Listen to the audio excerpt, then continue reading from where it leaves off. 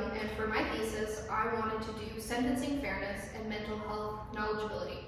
I wanted to determine the link between an individual's knowledge levels on mental illness and if that knowledge affects how said individuals view different scenarios, which include mental health diagnoses. So a brief overview of everything I'm going to be going over. So first, I'm going to talk about why this matters, why it should be important to me and you and to other people within society.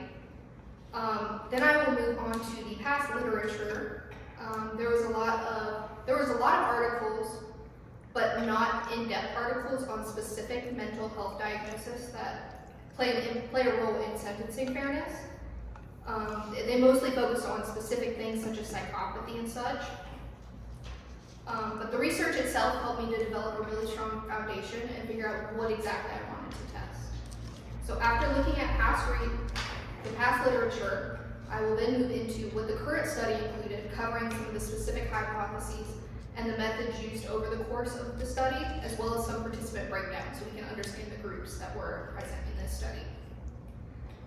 After this, I will go over the actual data itself and examine why the data is significant and why it should matter, and why it might be important to the criminal justice field or the psychology field. And then finally, I will look at some limitations and the conclusions from my research.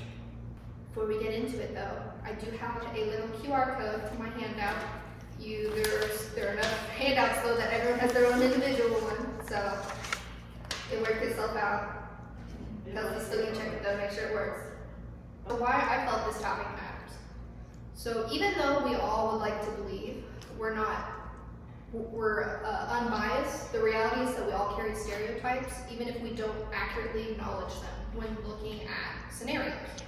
So therefore in this study, I wanted to see if certain mental health labels changed how an individual perceived the fairness of similar situations, the only difference being the label itself. As with any mental health diagnosis, obviously there's going to be misidentification and varying diagnoses. You can go to a variety of different psychiatrists or counselors and get a variety of different possible disorders. And if these disorders can vary so much between individuals, if the sentencing length is affected, then that's important. It should also be noted that every individual, despite the diagnosis, is unique and their symptoms are unique to them. The severity can be completely different, their symptoms can manifest in different ways, and oftentimes these labels don't take that into consideration itself. So for past literature, there was not a lot of research, as I mentioned before, particularly into labeling. So firstly, when I started researching, I wanted to find out what specific labels would have been found to be negative and what effect they had, if any. So there were certainly arguments for any mental illness in general to be considered a factor. However, it was easy to discover that some labels in particular were especially detrimental when it came to sentencing length and how individuals viewed that sentencing length. No real surprise that some of the labels that affect sentencing fairness are labels such as antisocial personality disorder and psychopathy. Obviously, within the criminal justice field as well as the psychology field, those are two disorders that are viewed in an extremely negative light, given that these individuals often don't have empathy. And when we think of serial killers, we typically think of someone with that disorder, even though that might not necessarily be accurate. And this inaccuracy comes from modern day media and the role it plays. When a lot of people who don't have a background in psychology think about mental illness, their associations often come from TV shows such as Criminal Minds, what the news says, and a lot of times they don't accurately portray these disorders. You know, a lot of them, they make it seem like these individuals are like the person lurking on the street is going to attack you. And they villainize it almost. But a lot of the time, a lot of these individuals will never go on to commit any crimes. But still media pushes that. All right, so the research methods. So this study was a 2x2x2x3 factorial with non-repeated measures and a between and within design. So looking at some of these variables, some of them included gender, which was male and female, major, which was criminal justice and non-criminal justice, the commonality of the disorder, which was common versus uncommon, the seriousness of the offense, which was misdemeanor versus felony, and then knowledgeability, which was measured in 3 levels, low, moderate, and high. The dependent variable in this is the perceived sentencing fairness. So how that all was measured is through this. So the knowledgeability was measured through 10 true and false questions. Then they were added up, and I took a percentage of that. The 4 scenario-based questions were taken using the following scale, which ranged from excessively lenient to excessively harsh. So individuals who picked 5 thought the sentence itself was too harsh and there should have been a lenient option, more lenient option. Whereas if they did excessively lenient, they wanted the sentence to be harsher. So a quick breakdown of participants. There were a total of 133 total participants. Only 10 male criminal justice students answered the survey. Even the second time around, there were, 9 male non-criminal justice students, 68 female criminal justice students, and 26 female non-criminal justice students. Now, when I sent the survey out again, all I got was more female criminal justice students, which was pretty funny. Talking about the disorders that I used, uncommon versus common, that obviously doesn't describe what exactly I was looking at. So in this case, the common disorder I chose was schizophrenia. Now schizophrenia itself, obviously it's not populationally, percentage-wise, a common disorder. It's more uncommon that way, but most of us have at least heard of and know generally what schizophrenia includes, which is psychosis. It typically manifests itself in hallucinations, usually audio or visual, and it typically manifests itself in early adulthood, and once again, it's often portrayed in media, which is why I wanted to use it as the common disorder. Then for the uncommon disorder, I wanted something similar. With similar manifestations, which is why I chose Capgras delusions, which is characterized by an individual, or when an individual believes that someone within their life has been taken and replaced with an imposter of some kind, which is obviously a kind of delusion. So given that both of these relate to something in reality not quite being there, they're not in touch with reality, that's why I wanted to use these 2 disorders. And this one was uncommon because most people have not heard of Capgras delusions, unless they have a background in psychology. All right, the scenarios themselves. So there were 4 scenarios. 2 uncommon, 2 common, and then each one at a different level. So the Capgras misdemeanor involved an individual who believed his cousin was replaced by an imposter, and he stole his wallet, and the cousin ended up calling the police, unsure of what to do. And then he was charged with petty theft.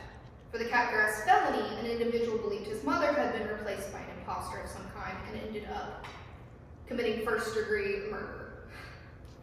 For the schizophrenia misdemeanor, an individual ended up attacking a parking meter and stealing petty change.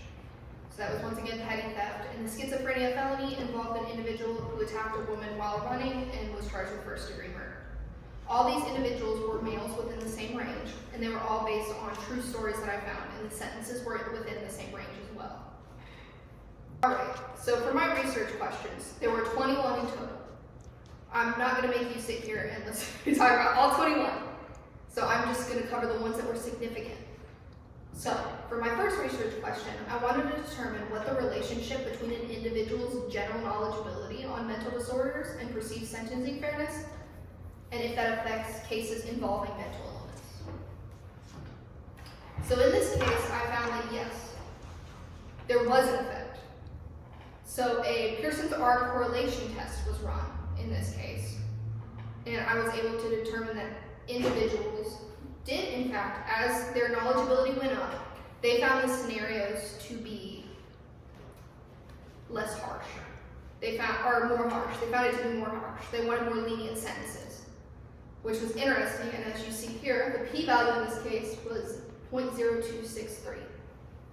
For our next research question 2, does gender play a role in perceived sentencing fairness in cases involving mental illness? Yes, it does. So here, as you can see, the female group was significantly higher statistically when compared to the male group. The female group had more knowledgeability compared to their male counterparts, which this will be interesting later on when we go to the sentencing fairness breakdowns.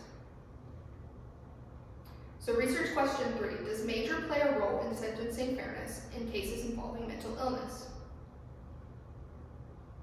It's to no surprise here that, once again, criminal justice students were found to have a higher knowledgeability when compared to non-criminal justice students, with a p-value less than 0.05. So research question 4, does the level of knowledge about mental illness play a role in overall combined harshness score for the Capgras scenario? So in this case, I ran a one-way ANOVA test, and I found that yes, there was significance. But the significance after running a post hoc test, a 2-key post hoc test, was that the significance was between the low and high group. But it should be noted that as the knowledgeability group went up, the perceived harshness also went up, which means they viewed the sentence given as too harsh, and there should have been a more lenient option, which was certainly interesting as this is a trend almost all of them followed. Research question 6, this is where we start skipping around through the different questions. So does major play a role in the overall combined harshness score for the Capgras delusion scenario? It was found once again that yes, major did play a role. The criminal justice students found, with a p-value of 0.044, that the Capgras scenario the sentences were too harsh when compared to their non-criminal justice peers. Research question 8, does major play a role in the overall combined harshness score for the schizophrenia scenarios? Once again, this is found to be significant with the criminal justice students viewing the scenario as too harsh when compared to the non-criminal justice students.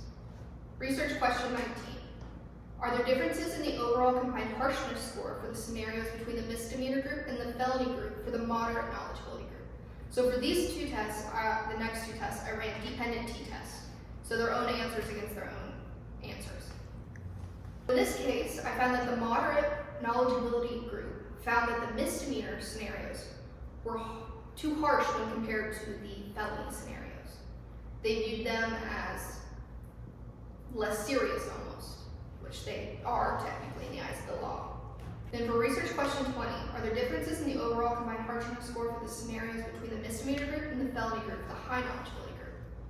I found that yes, there was. So once again, this follows the same trend. They viewed the felony as less harsh when compared to the misdemeanor. And I found these two to be interesting because though there was a similar trend for the low knowledgeability group, the numbers were not significant. They were a lot closer, but still the misdemeanor outweighed the felony. And some conclusions about the research itself. So after reviewing the collected data, there were plenty of statistical significances found, but there was also some social significance based upon some of the data. For instance, in all cases, criminal justice students' mean perceived harshness was always higher than that of the non-criminal justice group, no matter the scenario. In terms of gender, it was determined that the female group repeatedly showed statistical significance in how they perceived the given sentence. It was found that these students thought that the punishment provided was too harsh and should have been lighter, and the same followed for criminal justice students.